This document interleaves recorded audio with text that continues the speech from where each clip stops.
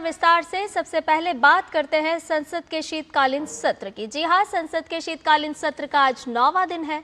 उच्च सदन में आज चुनाव सुधारों पर चर्चा होगी और इससे पहले इस मुद्दे पर कल लोकसभा में चर्चा हो चुकी है। वहीं राष्ट्रीय गीत वंदे मातरम की 150वीं वर्षगांठ पर चर्चा को आगे बढ़ाया जाएगा। 9 दिसंबर को राज्यसभा में इस विषय पर चर्चा की शुरुआत हुई थी। साथ ही राज्यसभा में आज की अगर बात की जाए तो केंद्रीय मंत्री डॉक्टर जितेंद्र सिंह अंतरिक्ष विभागों की अनुदान मांगों पर स्थायी समिति के रिपोर्ट के बाद किए गए कार्यान्वयन के संबंध में वक्तव्य देंगे। केंद्रीय संचार एवं ग्रामीण विकास राज्य मंत्री डॉक्टर चंद्रशेखर पेम्मासानी का वक्तव्य भी कार्यसूची में है। इसके अलावा स्वास्थ्य और परिवार कल्याण संबंधी संसदीय स्थायी समिति और सरकारी उपक्रमों संबंधी संसदीय समिति की रिपोर्ट्स भी उच्च सदन में रखी जाएंगी और प्रश्नकाल के दौरान विभिन्न मंत्रालयों से संबंधित सवाल किए जाएंगे, जिनके जवाब संबंधित मंत्रालय के मंत्री देंगे। लोकसभा में आज के विधायी कार्य की बात की जाए तो विनियोग संख्यांक 4 विधेयक 2025 पुनः स्थापित विचार किए जाने के लिए सूचीबद्ध है। केंद्रीय वित्त मंत्री निर्मला सीतारमण इस विधेयक को पारित करने का प्रस्ताव भी करेंगी।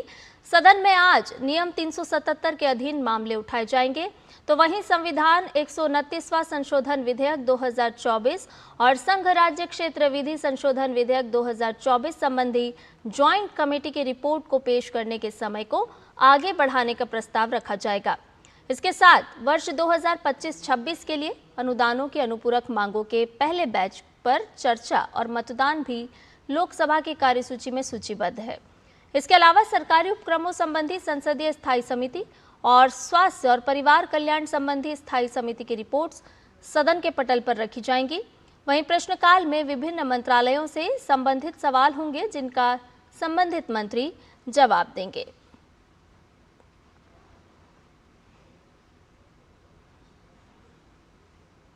तो संसद का शीतकालीन सत्र चल रहा है। इसी खबर पर ज्यादा अपडेट ले लेते हैं हमारे सहयोगी संवाददाता शैलेंद्र मिश्र से।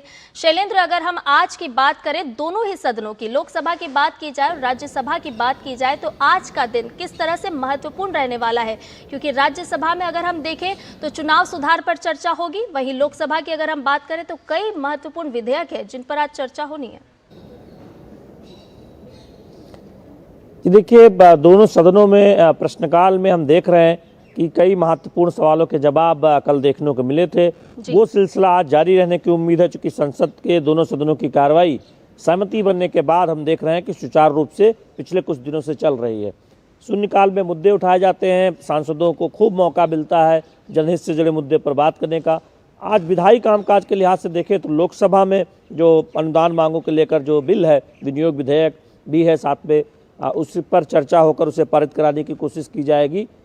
और राज्यसभा में सबसे ज़्यादा जो नज़र है वो इस बात पर है कि वंदे मातरम पर 150 वर्ष पूरे होने पर जो चर्चा हुई है 2 दिन, उसमें अब बीजेपी की तरफ से जेपी नड्डा, नेता सदन राज्यसभा, उनको संबोधन देना है और संभवतः 1 बजे जब प्रश्नकाल खत्म होगा तब वो अपनी बात रखेंगे। तो निश्चित तौर पर क्या कुछ वो तर्क रखते हैं इस पर सभी की निगाह होगी और उसके बाद चुनाव सुधार पर चर्चा 1:45 बजे या फिर 2 बजे शुरू होगी, जो बताया गया है।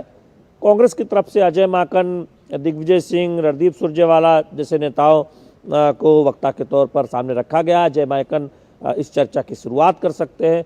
बीजेपी की तरफ से कई दिग्गज चुनाव सुधारों पर चर्चा में बोलने वाले हैं, संभवतः सुधांशु त्रिवेदी और इसके साथ साथ तमाम जो बीजेपी के दिग्गज नेता हैं वो इस पर अपनी बात रखेंगे और जेपी नड्डा जो नेता सदन है वो हस्तक्षेप करेंगे कल। ये जो जानकारी दी गई है कि कल वो अपनी बात रखेंगे।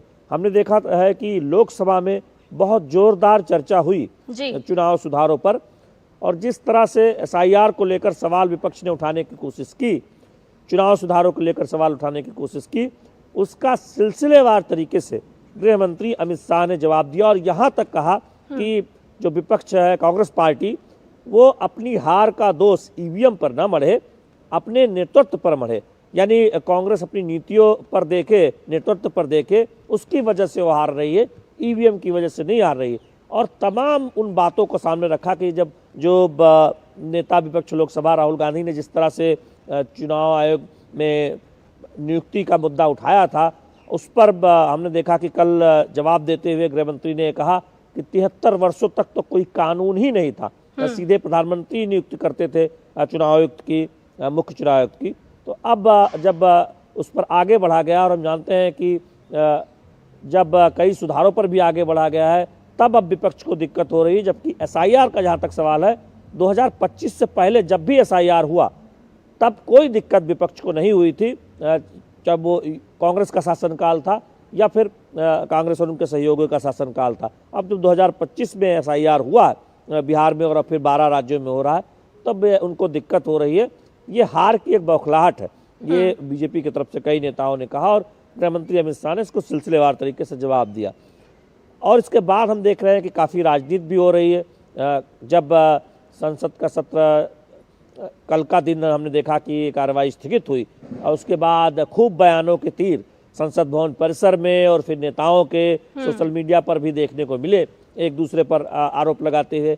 लेकिन अगर कल आप देखें गृह मंत्री अमित शाह के जवाब को, तो एक एक करके जो भी बिंदु चर्चा के दौरान आए थे, सभी का तथ्यों के हिसाब से सिलसिलेवार तरीके से पूरा तर्क के साथ जवाब दिया गया है। तो निश्चित तौर पर एक तरह से कहें कि विपक्ष की बोलती बंद करने का काम जो सत्ता पक्ष के नेता कह रहे हैं, गृह मंत्री अमित शाह ने किया है चुनाव सुधारों के मुद्दे पर। हमने देखा कि विपक्ष की तरफ से चुनाव सुधारों पर बात करते करते अक्सर एसआईआर पर बात आ जाती थी और डिम्पल यादव ने चर्चा में हिस्सा लेते हुए यहाँ तक कह दिया कि ये एसआईआर के बहाने एनआरसी कराने की कोशिश है। उस पर भी करारा जवाब एक तरह से देखे कि सत्ता पक्ष के वक्ताओं की तरफ से, सहयोगी की तरफ से देखने को मिला। अनिता पटेल ने भी एनडीए सहयोगी के तौर पर अपनी बात रखी। तो बहुत जोरदार चर्चा देखने को मिली है। सदन के भीतर हो या सदन के बाहर हो, जी, इस विषय को लेकर के गंभीर चर्चा और गंभीर इस विषय को बढ़ाया जा रहा है। हालांकि राजनीतिकरण भी इसका हो रहा है। उम्मीद की जा रही है कि राज्यसभा में जब इस चर्चा की शुरुआत होगी तो सत्ता पक्ष की तरफ से यहाँ पर भी, जी शैलेंद्र कुछ कहना चाह रहे हैं, जवाब दिया जाएगा।